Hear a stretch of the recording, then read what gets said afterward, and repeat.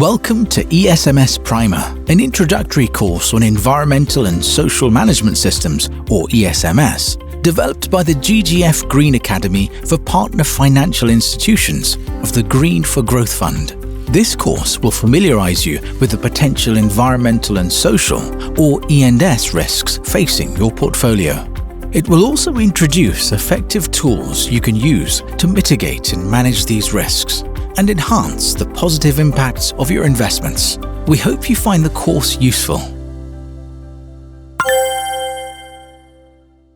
Hello, my name is Anna. I work as an environmental and social officer in a financial institution. In this video, I will introduce you to E&S risks and explain why it's important for the financial institution and its clients to identify, assess, and manage those risks. Environmental risks include potentially harmful effects that human activities can have on the environment, including air, water, and land. These effects may be temporary and reversible or permanent.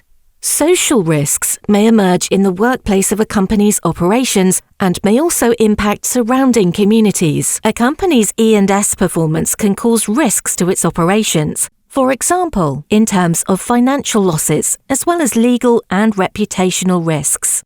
Let's have a look at some possible negative impacts that companies can have on the environment and the society. Companies that manufacture products use various raw materials from the environment, such as oil for energy, land, and water.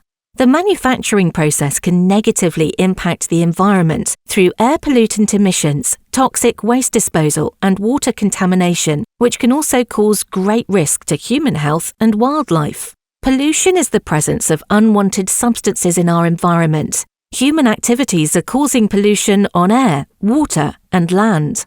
Air pollution has major adverse effects on plants, animals, as well as human beings. Contributors of air pollution are industrial processes, energy industries, burning of fossil fuels, and manufacturing industries. Water pollution occurs when pollutants contaminate a body of water, affecting both humans and aquatic life. The main causes of water pollution include ocean and marine dumping, industrial waste, sewage, oil pollution, nuclear waste. Soil pollution is caused by chemicals such as pesticides, petroleum, lead, and other heavy metals, which are harmful to biodiversity and human health. The main sources of soil pollution include agriculture, mining, industries, chemical and nuclear plants, sewage treatments, construction activities, deforestation, and soil erosion. The way natural resources are managed has a significant impact on the largest drivers of biodiversity loss, habitat loss, and degradation. Examples of habitat destruction include deforestation to make space for construction, mining, agriculture, and building other large infrastructure such as dams. On the other hand, public health, safety, and security issues arise when a company's operations increase the potential for community exposure to risks and impacts arising from accidents and releases of hazardous materials.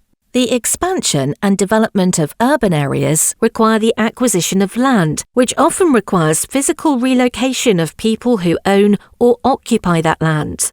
Forced resettlement of communities causes environmental problems and impoverishment, destroys ways of life, and threatens the cultural identity of tribal and ethnic minorities. Businesses that are labour-intensive with high levels of health and safety hazards for workers or communities, as well as those that have poor working conditions, pose significant socio-economic risks to local communities. Hiring children under the certain age for work is illegal. In most countries, the work done by children below the age of 15 and dangerous work done by children under the age of 18 is illegal. Migrant workers and indigenous people are particularly vulnerable to forced labour. Mining, infrastructure, energy, agribusiness, and tourism activities can negatively impact indigenous or other local people's traditional ways of life, their land, sacred sites, or health through pollution.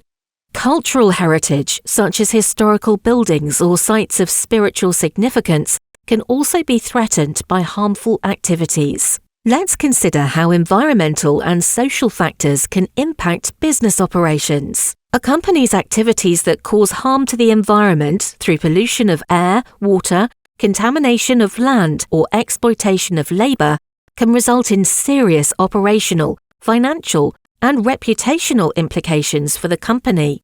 Financial costs may include production delays and operational disruptions, loss of revenue or share value, inability to pay creditors. Legal costs include regulatory fines or lawsuits, loss of license to operate. Reputational costs include damage to the brand and threat to the relationship with regulators, customers, employees, and the public. Now let's see how clients' environmental and social risks can affect financial institutions.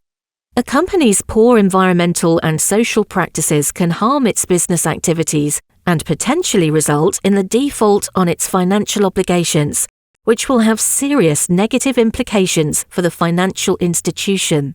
Credit risk arises when a client is unable to repay a loan due to a number of reasons, including poor environmental or social practices. Assets taken as collateral can lose market value if damaged or contaminated. By taking possession of the collateral, the financial institution may face legal fees when rectifying the environmental and social damage caused by the client. And finally, the finance institution may encounter reputational risks if it is associated with a client that faces strong public opposition against its operations. Watch the next video to learn how financial institutions can analyse and mitigate E&S risks. You can find the relevant links in the description box of this video.